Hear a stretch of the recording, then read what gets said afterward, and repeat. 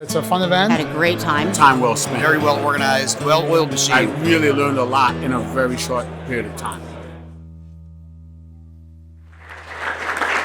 All right, so we're going to kick this off with our first speaker, Adam Gray, our CTO. I've known him for 20 years. He dragged me on some of the first pen tests we did back then when an awesome recommendation was like a firewall. He's uniquely suited to talk about what's going on in industry. He runs a team that evals security products day in and day out. They probably deep dive into 100 or so a year. Among other things, I have a list. He's a dad, a surfer, a cyclist, a runner, a chef, a fisherman, a winemaker, a beer maker. I'm gonna kick you off.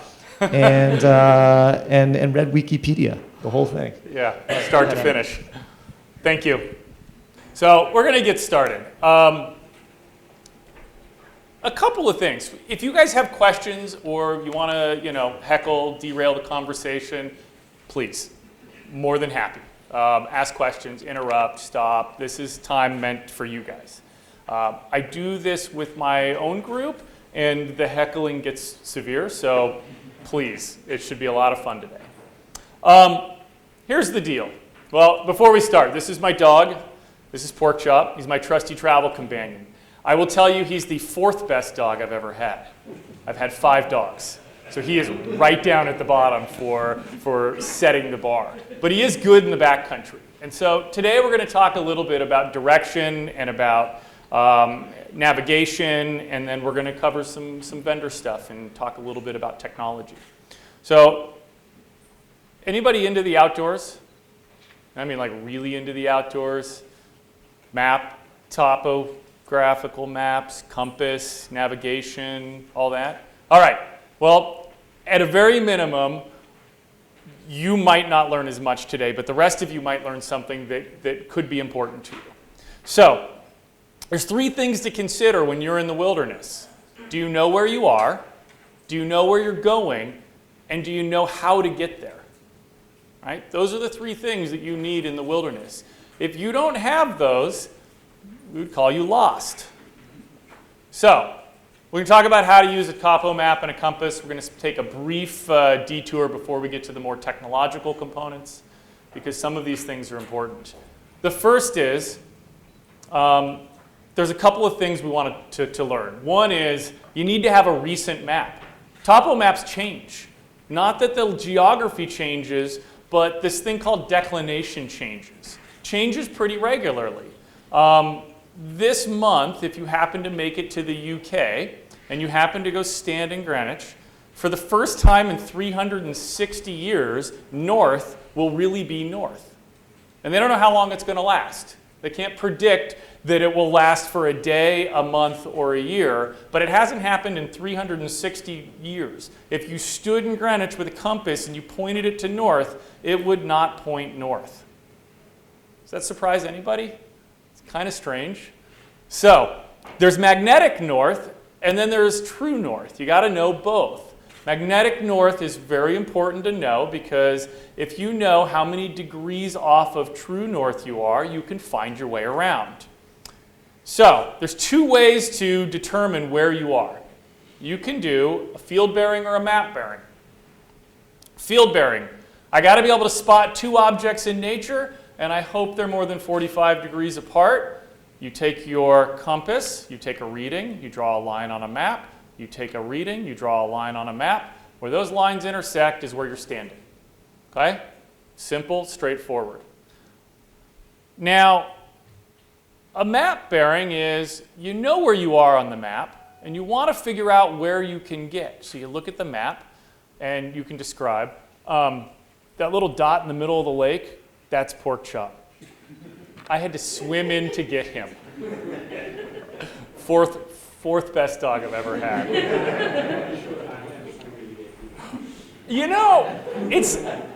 He's done it multiple times. The worst time he did it was when he had a pack of his food on his back. He jumped in the lake, and he's tooling around in the lake, and all I can think about is the dog food's going to get really soggy and heavy.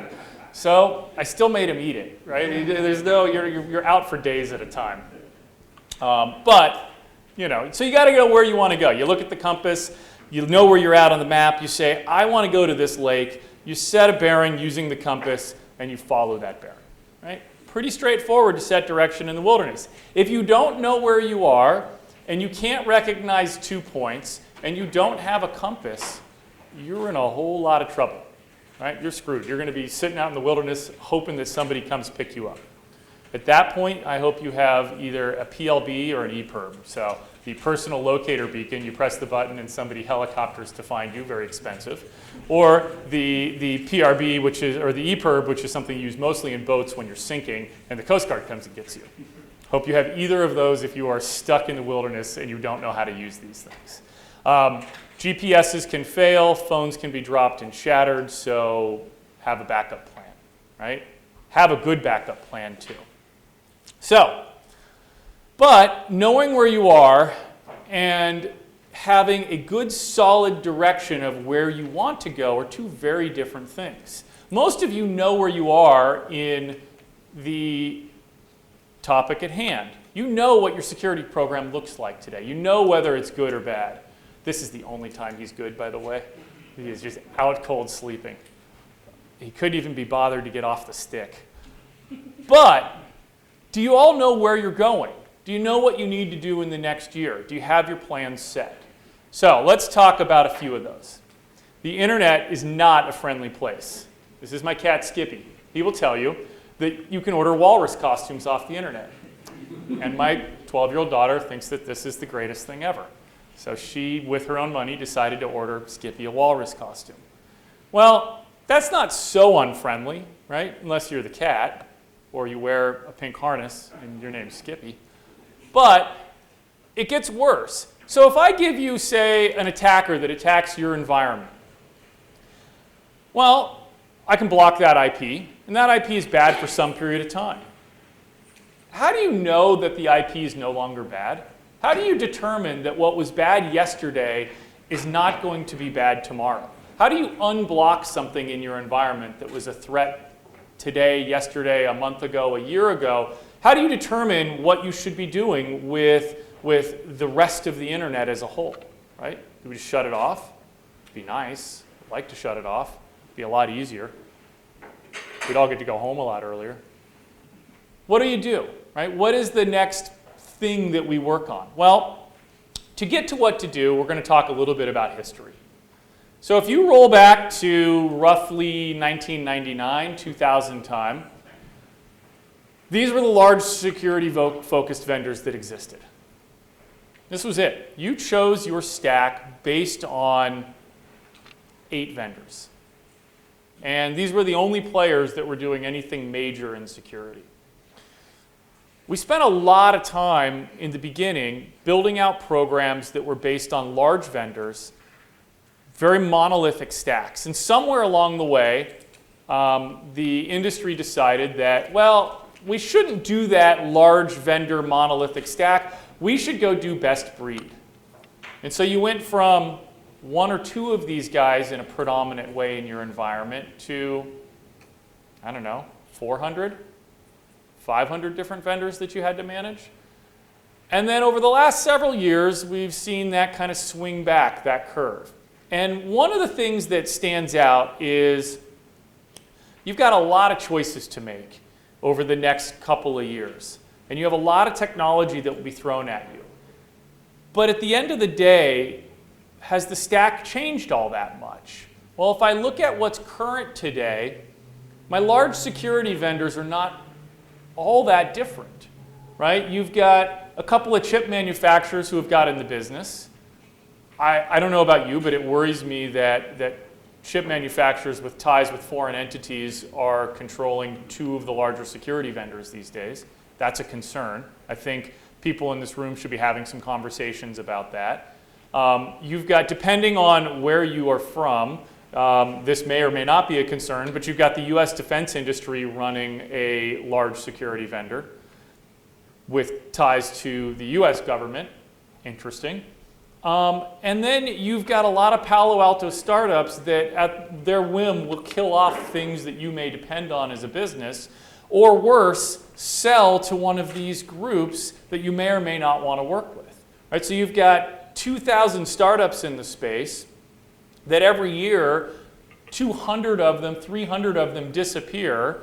are replaced by the next 200 or 300, and that cycle continues and continues and continues, yet none of it's getting integrated, none of it's getting pulled together, and we're left with a fractured technology market with essentially just under double of what we had 20 years ago with most of the same vendors. So a few things have to change.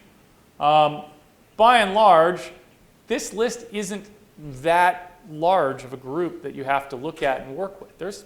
I'm sure everybody in this room has at least 2 or 3 of these vendors. Some of you probably have all of them. God help you. But you do. So, if the vendor landscape isn't changing significantly at the top, what do these guys want?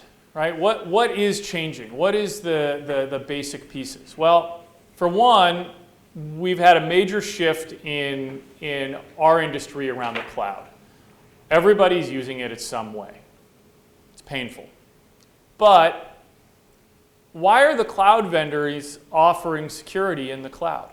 Right? What are they doing that they want to put that data in there? And ultimately, who do you trust? Do you trust any of these guys to hold your data? Are any of them going to be appropriate to do it?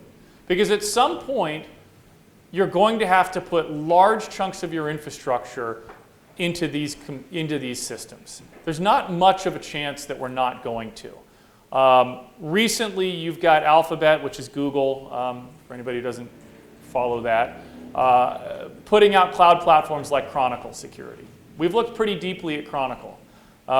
Essentially, it's a custom Google database sitting on top of a competitor to Elastic with a handful of rules written in it and consuming data.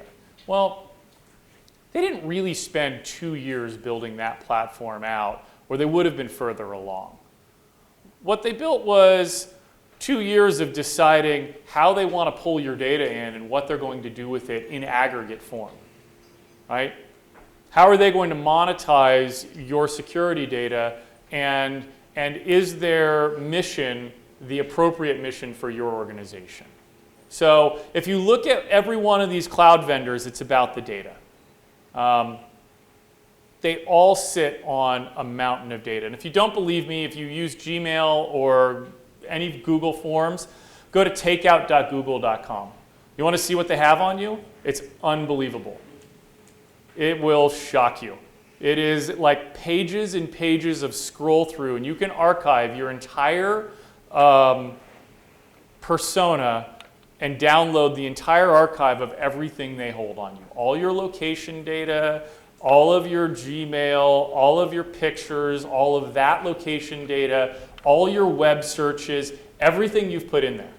Now you can thank the regulatory side of GDPR for that, because it wouldn't have existed had the EU not forced Google to create that tool. But it'll give you a picture at a micro scale of what they want to do with your security data. I'm not going to tell you whether it's good or bad, but I think it's important to know that they want that data in a major way. Microsoft is no different. So if I roll back to 2016, they were in the middle of dealing with a lot of breaches around the world, right? They were showing up and doing significant breach research. What came out of that is what they started with a pretty benign security group. And what it's turned into is an all-out land grab to get your data, right? They've come out with a reasonable ATP program. They've got a reasonable DLP program. They've got a CASB all of a sudden. They can produce logs on everything you do. They will only store it centrally in Azure. There's no coincidence that those pieces are there. So if I look at what Microsoft's doing in that space, their revenue model has been around Office, getting that into the cloud. But their future security model is about capturing that data and doing interesting things with that data. Right? You sign up to Azure RMS. Who holds the keys? Well, in 99.9% of the cases, they hold the keys. So they can unlock, they can view, they can see the data. Your security data is important, but there's a downside to these pieces. You need a large aggregate to make sense of the data. None of you in the room are big enough on your own to have enough data to make it worthwhile. You have to have a larger pool of data for the long-term future of security operations. So that's the crux, that's the problem, is you got to trust somebody. It's probably one of these four, but how do you determine that, and what do you decide to trust? All right, so that's one of the things that you guys are going to hear a lot about this week. We're going to talk a bit about that in detail on the cloud side of stuff. There's going to be some zero trust components. There's going to be some build architect components. But ultimately, every time you hear about some service, I want you guys to be thinking about who do you trust, how do you trust them, and why? And is that an appropriate place to put it, right? How do you get controls around this stuff? How do you audit it? What do you do? And it's painful. It's not going to help. So if you've got this balance of individual security, corporate privacy and security, and we got to deal with, you know, where we're headed, and you have to deal with things like AI, well, you need to have a certain amount of data for machine learning to work, for AI to work, and let's just be really honest, they don't work today. We're not there yet. We're not going to be there for a very long time. Every vendor who says, well, we'll get to that in a minute. I'll get to the AI stuff in a minute. All right, so this is what you got to defend against. Everyone familiar? This is all your friends, right? Every way you're going to get broken into. This is the fairly definitive list. Unfortunately, I couldn't make the eye chart any bigger because there's a lot of things to put on the list of how you're going to get broken into, right? Does everybody have a plan for every item on the list? Yeah, we're good? Sure. Component object model hijacking? That sounds fun. Yeah, so, all right, so if I have to defend against this, well, you need this, right? You got to have a framework. I don't care whose framework you choose. Just choose one, please. Stick with it. You know, you can start your standards off NIST or ISO or really, you know, anything, but choose one. Do not try to blend and be the best of breed framework by building your own NIST and your own ISO model and suddenly you become high trust. Like, let's not do that. Let's just choose one, stick with it, and move on, right? But choose one, right? Get a decent plan in place, have some strategy in place, get your operations in place, and then work on the more interesting pieces around automation and other stuff. But choose a single strategy to work off of. Make it known to the people you're working with, and then you can build, you know, fun things like this. This is the vulnerability management system that we use for groups. Lots of fun. You do not want to end up in the gray box, by the way. The gray box, that's bad. That's long service window, lots of exploits that are critically high, and more fun than that, exploitable in the wild, right? So build a program, know what you're defending against, build some measurement. So where are we headed? What's going on next? Well, there's a few things that are important in the what's next. I touched on it briefly. So we've got AI and we've got ML. Okay, if you have to look at those, I really want you to do a couple of things. I want you to talk to groups and I want you to ask them a key question if you're going to evaluate AI and ML. The first key question you need to know is, did you develop the algorithms by yourself? If the answer is yes, keep walking.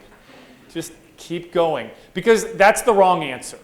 If you developed AI and ML and they tell you that they built all the algorithms and they're custom and they built them themselves, they don't understand AI and ML, right? That's sort of like me trying to describe to you that I designed my own algebra and my algebra is better than anybody else's. It just doesn't make sense. You learn math by the people who came before you, and you master the skills that people figured out 500 years ago, 1,000 years ago or more, and you build on top of that till you get to current day, and then you can extend and work on what's new. The people that should be doing that at the AI ML level are like the top of the little dot of groups of people that you never talk to or see because they don't see the light of day. They don't come outdoors, right? Those are your AI ML people. They're great. But they don't build algorithms all by themselves. They build on what came before them, right? They take supervised or unsupervised models. Supervised and unsupervised, simple. If you want to know the difference, supervised, I fed it a bunch of data and I told it about the things I wanted to learn. Unsupervised, I fed it a bunch of data and I fed it an algorithm and it's going to tell me what it thinks about it.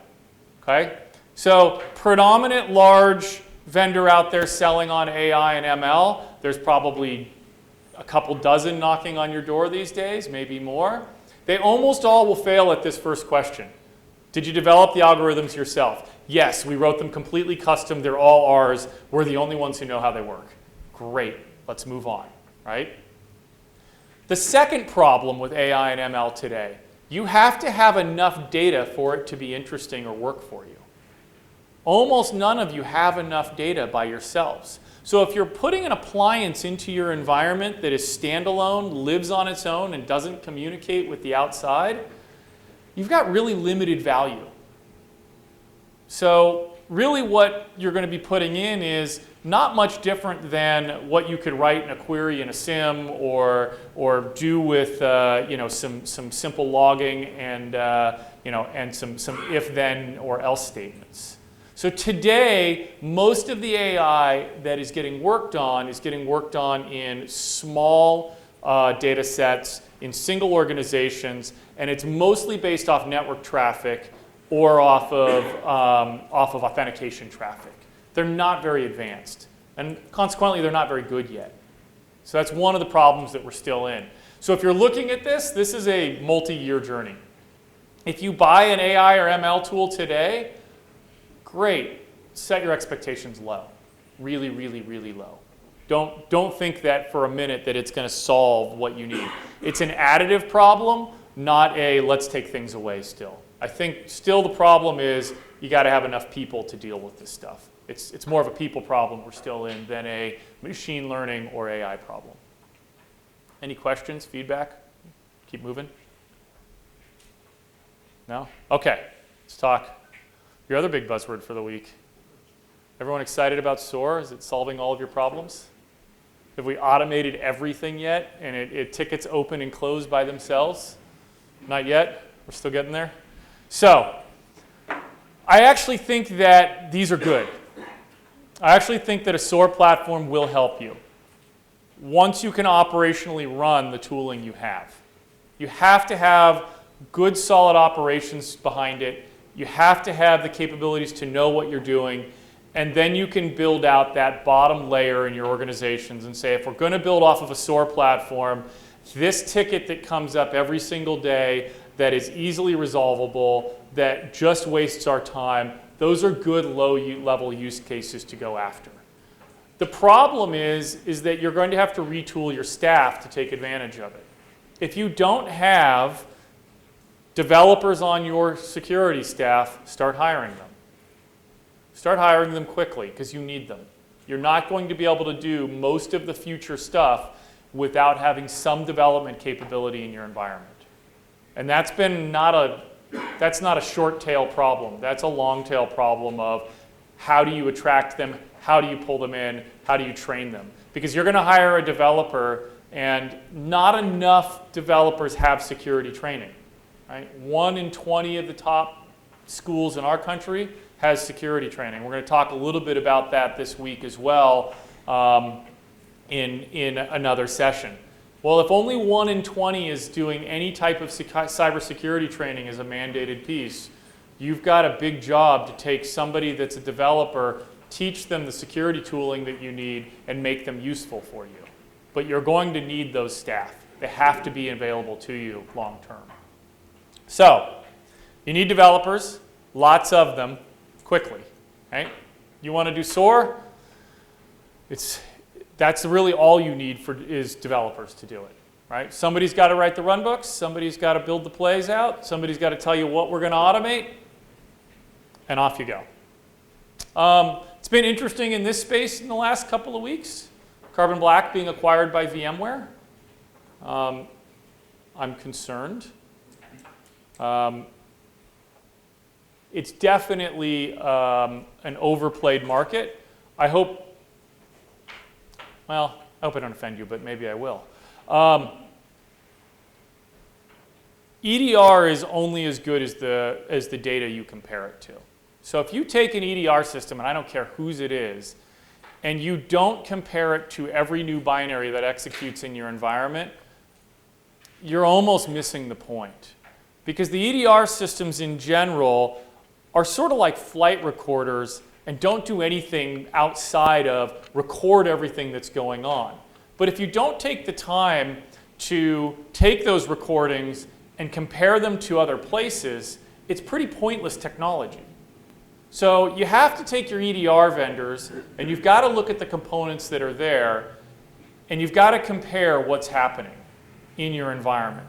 Which leads me to my own personal mission with many of you, and I hope you guys come and talk to me this week on this, is crypto. Right?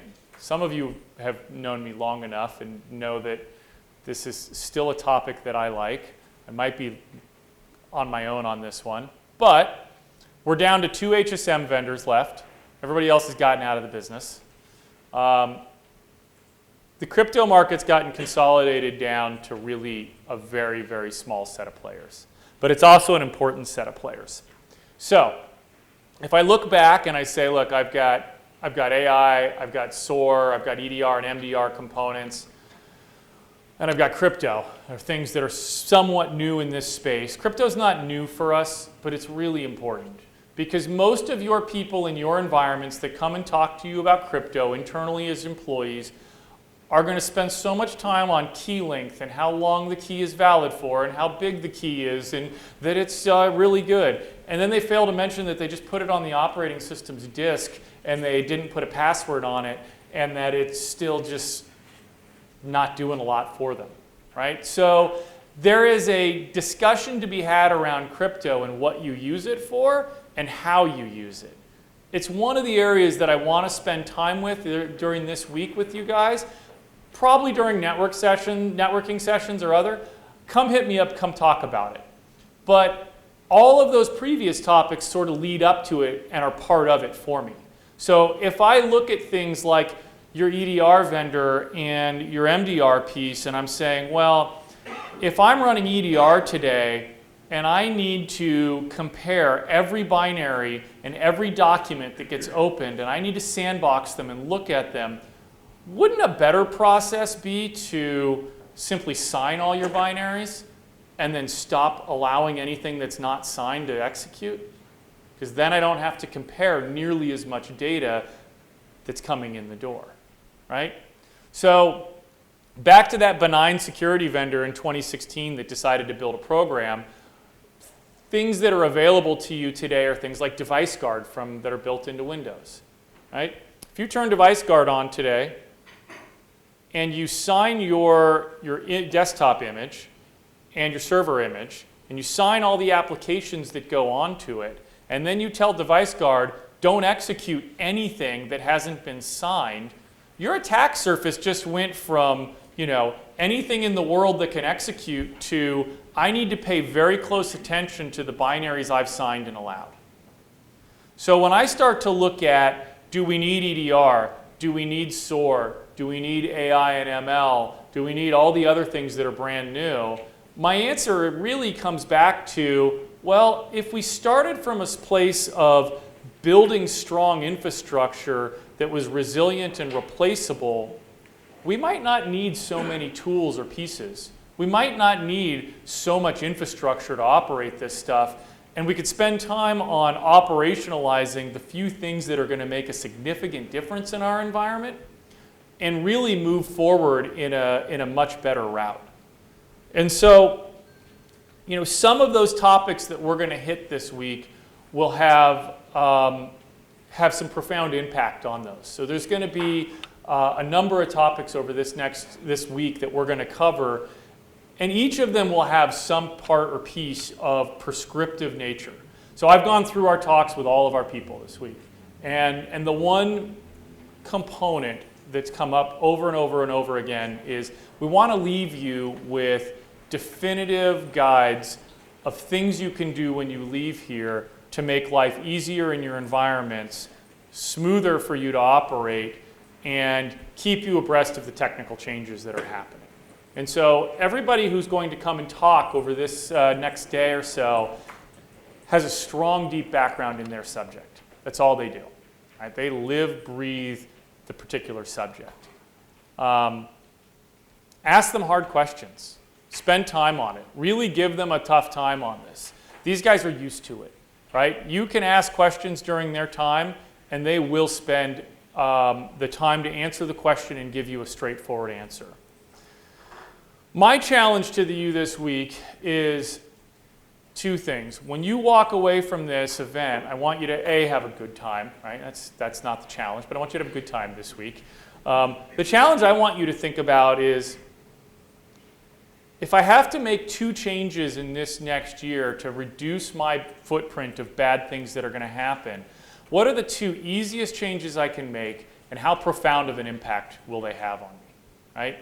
So maybe that's not, signing all your endpoint software that you run. Maybe you've got 20,000 applications running in it, and you're running a multinational hospital.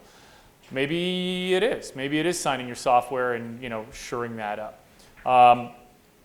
Maybe it's that collectively we spend too much time in particular areas of security and not enough on defense, or too much on defense and not enough on proactive measures. If you're going to be breached, it's going to happen from your endpoint. Plain and simple. It's probably going to come in via email. It's probably not going to be the sophisticated attack that attacks the one vulnerability in your web server that's hiding there, that was coded by a developer that you haven't found yet, that you don't know about, that is protected by a firewall, a WAF, an IDS, an IPS, a reverse proxy, and a fleet of stuff behind it. That's probably not the part that's going to get attacked and get compromised. It's probably going to be the poor lady in accounting that clicks on the email and opens up the PDF that says I have a bill that's not a bill, but it installs a DLL on her machine and opens a shell to the world. And unfortunately, you didn't block egress to the world, and now you are taken over. Right? That's the most likely. Is that little person in accounting. So you got a couple things. You could make accounting run like it's the 1980s again and just say no internet, no email. I actually think that's not a bad plan, by the way. If that becomes your plan, I will fully support it. I will say absolutely. Let's just lock accounting off the internet. We're getting real close in our environment. I think our accounting this year will be down to like 15 sites they're allowed to visit. That's it. That's it. They don't need it to do their job? Sorry. Now, the CFO is not super happy about that because things like Pandora won't work and Spotify won't function. Not that we allow those on our desktops anyways, but even over the web, those won't function because they can't get to those sites. Anything with a site tracker, we kill off. That's been a big project for us this year. There's a banned blacklist that's hundreds and hundreds of sites long at this point of parts of the internet that we just say, no, sorry, can't get to those. So we take a pretty extreme stance. So this week, you're going to find a few fun things. We're going to talk a little bit about probably some containers and other stuff, but these are some of the upcoming topics. These are things that the panel of people that we put together that helped form this said we wanted to go over. I kind of feel like it's the buzzword bingo. But our group has a good, unique take on it, right? While we're here to educate on these topics, none of us will say you have to do zero trust to run a good environment. I'd like it if you got there. It'd be nice. But to get to it, you've got to have containers. You've got to be able to rebuild your environment on demand. You've got to be able to switch how you do development. You've got to be able to take root out of your environment. You've got to lose admin accounts. Right? So it's a road, and it's a long one. So what I'm hoping is that during this week, you guys walk away and say, let me grill this staff with some questions. Let me get my questions answered. Let's use the time effectively. That's really what I'm hoping, right? So I'm down to the last few minutes. I'm more than happy to take some Q&A if there's things that you guys want to talk about or go through. Otherwise, we have a few minute break, but either way, I'm good. Thanks, guys.